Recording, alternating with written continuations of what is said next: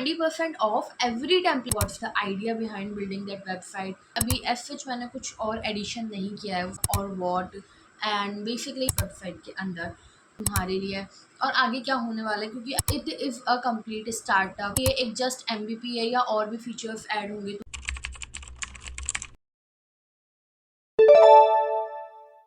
Hi guys, welcome you all in my channel. If you are new here, I am Ayanshi and welcome you all in my channel Buildverse.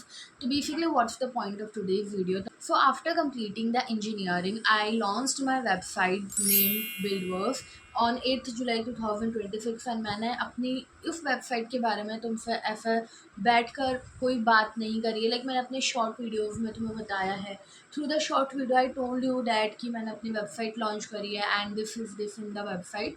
But completely मैंने तुम्हें नहीं बताया है कि what's the idea behind building that website. It is a complete startup और what and basically ये एक just MVP है या और भी फीचर्स ऐड होंगे तुम्हारे लिए और आगे क्या होने वाला है, क्योंकि अभी एज सच मैंने कुछ और एडिशन नहीं किया है उस वेबसाइट के अंदर।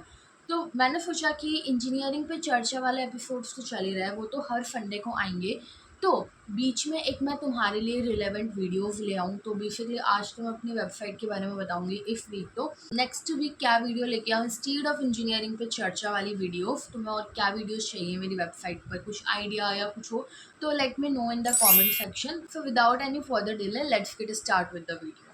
तो बेसिकली क्या था, देखो मेरा विज़न ये था। लास्ट ईयर जब मैं अपने फोर्थ ईयर के अंदर एंटर कर रही थी तब मैंने सोच लिया था कि I have to launch a website.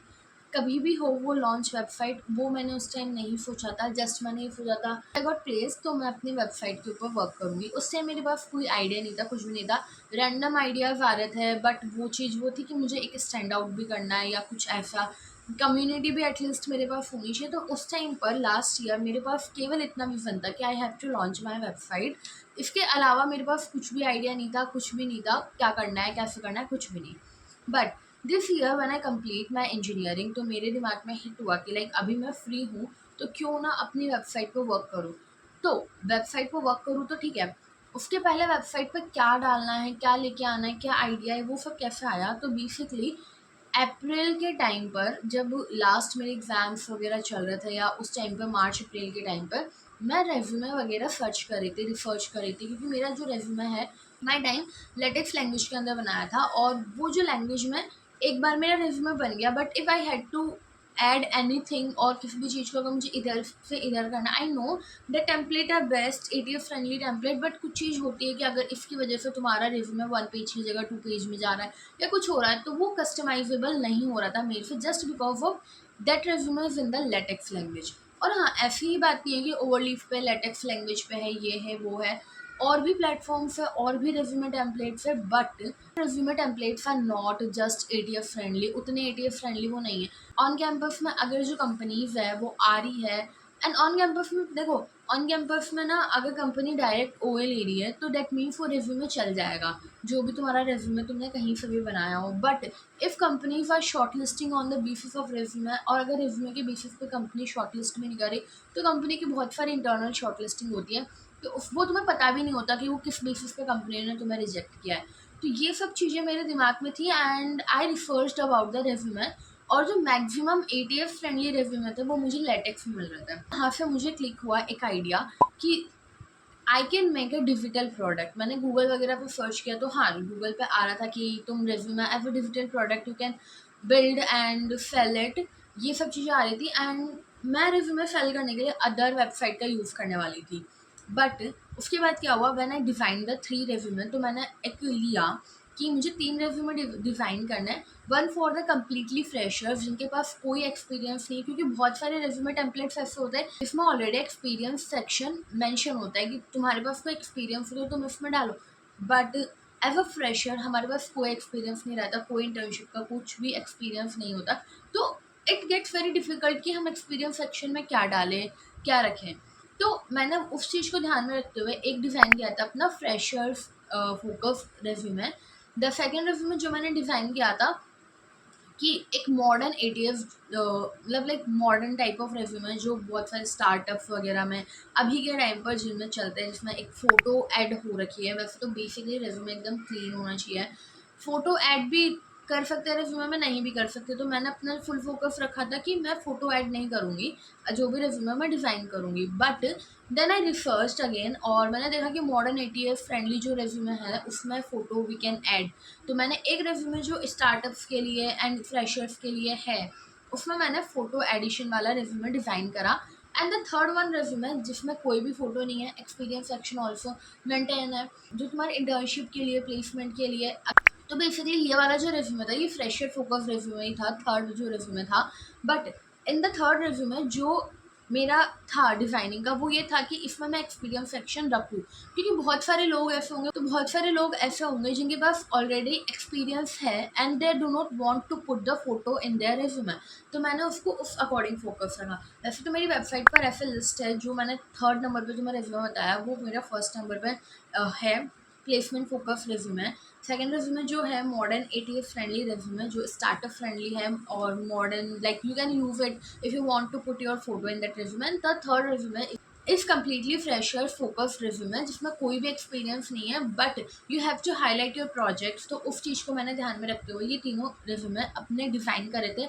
बहुत ज़्यादा टाइम लिया था in the researching and in everything. मेरा ये था कि रेज्यूमे मैंने MS वर्ड में डिज़ाइन करे कम्प्लीटली, अपना टाइम लिया, सब कुछ करा, उसके बाद मैंने रेज्यूमे डिज़ाइन करे बहुत अच्छे से, ठीक है। And then I got to know कि ठीक है, रेज्यूमे तो डिज़ाइन कर दिया है, अपना टेम्पलेट तो बना दिया, बट लोगों को एटलीस्ट कैसे क्या रेज्यूमे डिज़ाइन करा है मैंने पूरा रिसर्च करके, या कैसे तुम कस्टमाइज़ कर सकते हो, कैसे तुम अपने लिंक्स भी उसमें ऐड कर सकते हो कि जब तुम उसको डाउनलोड करो तो वो तुम्हारे लिए लिंक क्लिकेबल हो। ये सब मैंने तो डिज़ाइन कर दिया MS वर्ड में। बट फिर मैंने सोचा कि यार जैसे मैंने करा, मैंने तो इतनी रिसर्च करके करा है, बट पीपल अगर कोई टेम्पलेट खरीद रहा है तो वो सब कुछ चाहेगा ना कि हाँ मुझे एक ही जगह पे मिले। Then I have an idea कि ठीक है, रेज्यूमे तूने टेम्पलेट्स तूने डिज़ाइन कर दिया है, साथ में एक गाइड PDF भी बना दे। तो मैंने फिर उस रेज्यूमे को कैसे क्या यूज़ करना है हर एक सेक्शन के लिए तुम्हारे लिए गाइड PDF भी बनाई कि हाँ इसमें कैसे क्या तुम कस्टमाइज़ करोगे, कैसे क्या रखोगे। तो सेकंड थिंग ये, फिर मेरे दिमाग में एक थर्ड चीज़ क्लिक हुई कि रेज्यूमे हमारे कहाँ फेल होते हैं। ATS फ्रेंडली नहीं होते, लोग बहुत ज़्यादा कॉमन मिस्टेक करते हैं रेज्यूमे को लिखने के लिए, क्या क्या कीवर्ड्स की नीड होती है। आई नो कि जो कीवर्ड्स है वो हमें नहीं पता होते कि कंपनी के कीवर्ड्स क्या है, बट बहुत सी चीज़ ऐसी है रेज्यूमे में जो फ्रेशर्स को ध्यान में नहीं होती कैसे क्या करना। और आई नो कि इंटरनेट पे भी लाखों चीज़ें पड़ी है, बट वैन सम पर्सन जो एज ए तुम्हारा सीनियर हो, जिसने ये सब चीज़ों से वो गुजरा हो, अगर तुम्हें वो चीज़ें एक्सप्लेन करें तो वो तुम्हारे लिए ज़्यादा हेल्पफुल है। तो फिर मैंने बनाई अपनी एक रेज्यूमे एसेंशियल हैंडबुक। ये भी मैंने कम्प्लीटली रिसर्च करी है, जो भी मैंने मिस्टेक करी थी उन सबको ध्यान में रखते हुए मैंने एक कम्प्लीट हैंडबुक भी बनाई। देन आई थॉट कि इतना सब कुछ मैंने कर लिया है, अगर मैं किसी अनादर वेबसाइट पर इसको जाके सेल करूँ, जिसकी जगह क्यों ना मैं अपनी खुद की वेबसाइट बनाऊँ। ठीक है, इस टाइम पर मेरा क्या चल रहा था, यूट्यूब पर 30 डेज 30 प्रोजेक्ट्स पर चल रहा था। आई नो कि अभी मैंने बीच में गैप ले लिया है, वो मैंने मई में स्टार्ट करा था और जुलाई एंड आ गया है, मैंने 6 प्रोजेक्ट के बाद उसको कंटिन्यू नहीं करा, जस्ट बिकॉज मैं बीच में अपनी वेबसाइट पर वर्क करने लग गई थी। तो मैंने सोचा कि एक बार एक चीज़ बिल्ड हो जाए, उसके बाद वो सेकंड चीज़ तो है वो सब टॉपिक बन जाएगी। तो सब टॉपिक कैसे बना, तो जो मेरे प्रोजेक्ट्स वगैरह थे ना वो भी मैंने अपनी वेबसाइट में लिस्ट कर दिया, अपना यूट्यूब के बारे में वेबसाइट में लिस्ट कर दिया, प्रोडक्ट्स के बारे में कर दिया, एक एडिशनल सेक्शन मैंने उसमें ऐड कर दिया about the thoughts and blogs, जो भी मुझे लगा कि हाँ तुम्हारे तक पहुँचानी चाहिए चीज़ें, वो सब चीज़ें मैंने उसमें ऐड कर दी। तो this is all about my website, कि मेरे दिमाग में क्या विज़न था, क्या आइडिया था, क्या सब चीज़ों को लेकर मैंने वेबसाइट लॉन्च करी है, और अगर तुम टेम्पलेट्स खरीदोगे तो तुम्हें क्या क्या मिलेगा। अगर किसी को ये जो प्राइसिंग है 199 पर टेम्पलेट और 549 फॉर ऑल 3 टेम्पलेट्स, अगर वो तुम्हें ज़्यादा लग रही है तो एक बार वापस से वीडियो को जाके देखो मैंने कितनी क्या रिसर्च करी है, मैंने कैसे टेम्पलेट्स डिज़ाइन करे। टेम्पलेट के साथ तुम्हारे पास गाइड बुक है कि कैसे उस टेम्पलेट को तुम अपने वे में कस्टमाइज़ करोगे। एंड द थर्ड थिंग, जो रेज्यूमे एसेंशियल की हैंडबुक है वो भी तुम्हें साथ में प्रोवाइड हो रही है। तो आई थिंक वो 199 में वो चीज़ें ज़्यादा नहीं है, या 549 में तुम्हारे पास कंप्लीट कॉम्बो मटेरियल आएगा ये सब चीज़ों का, तो वो ज़्यादा नहीं है। क्योंकि यार 100-200 रुपये तो तुम अपने खाने में भी वेस्ट कर दोगे, तो क्यों ना तुम किसी वैल्यूएबल चीज़ पे वेस्ट करो। I am not forcing you कि तुम खरीदो ही सही, बट एक बार तुम अगर ये वीडियो देख रहे हो तो कीप थिंकिंग अबाउट दिस। और अगर तुम्हें जेन्युइनली नीड है रेज्यूमे टेम्पलेट्स की, रेज्यूमे एसेंशियल हैंडबुक की, जो एज अ सीनियर जो अभी अभी ग्रेजुएट हुआ है तुम्हारे ही कॉलेज है, if you are someone who are watching this video from the Banasthali Vidyapith college जिससे मैं ग्रेजुएट हुई हूँ, तो you can think about to purchase that. And now these are the, क्या आइडिया था, क्या विजन था, कैसे क्या मैंने वेबसाइट को लॉन्च किया, अपना बनाया है, ये सब चीज़ें तुम्हारे सामने है। And now the second thing जो मैं तुम्हें बताने वाली हूँ कि ये क्या कंप्लीट मेरा स्टार्टअप है, या फिर कह लो तुम कि ये जस्ट एन MVP है, या फिर कंप्लीटली यही वेबसाइट रहने वाली है इन फ्यूचर। तो देखो, this is not an startup for me right now. I have to just launch a website. एक मेरा मुझे छोटा सा कॉर्नर चाहिए था इंटरनेट पे, because I had a platform of YouTube. But apart from the YouTube, अगर तुमने इंजीनियरिंग करी है तो यू वांट कि तुम्हारा एक छोटा सा कॉर्नर हो, वेबसाइट हो, जिसमें तुम जो चाहो अपनी मर्जी से क्या चीज़ें तुम्हें ऐड करनी है, क्या चीज़ें तुम्हें रिमूव करनी है, क्या चीज़ें तुम अपने जूनियर्स को या फिर जो भी तुम्हारी वीडियोस देख रहे हैं अपने कम्युनिटी को तुम प्रोवाइड कराना चाह रहे हो। तो वो सब चीज़ों को ध्यान में रखते हुए मैंने अपनी वेबसाइट को लॉन्च करा था। And it is not just an startup for me. In future अगर ये मेरे लिए ये स्टार्टअप बनता है या और कुछ मेरा आइडिया आता है, तो I will definitely share with you all guys. And the second thing कि ये जस्ट MVP है या फिर कम्प्लीटली वेबसाइट है, तो it's just an MVP that is the minimum viable product, जो लॉन्च के टाइम पे इनिशियली तुम्हारे को क्या क्या नीड थी तुम्हारी वेबसाइट में, वो मैंने एज अ मेरी वेबसाइट में मुझे क्या क्या नीड थी वो सब दिमाग में रखते हुए लॉन्च कर दिए।